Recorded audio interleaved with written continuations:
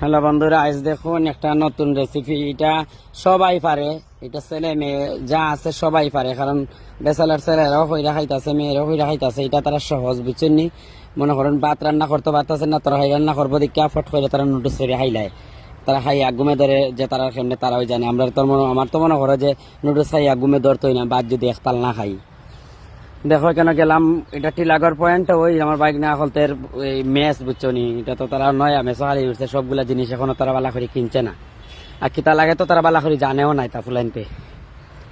Noodles রে আমি জাল দিলাম, দিয়ে মনে করো এখানে এখন যে জারি নাই, যা কেউ নাই কিন্তু নাই, তো আমি কিতা দিয়ে জড়াইতাম। এরপরে মার জড়া নিলাখানি আমি পানি দিয়া জড়াইলাম।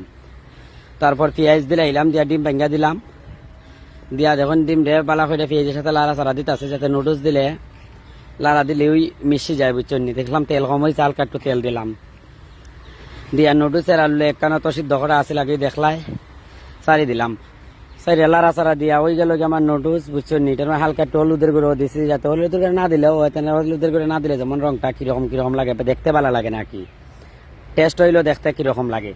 এরপরে দেখুন এখানে খরতা আছে যে আমার নুডলসটা তো খাইছি আমরা, আপনারা কিতা বুঝবা।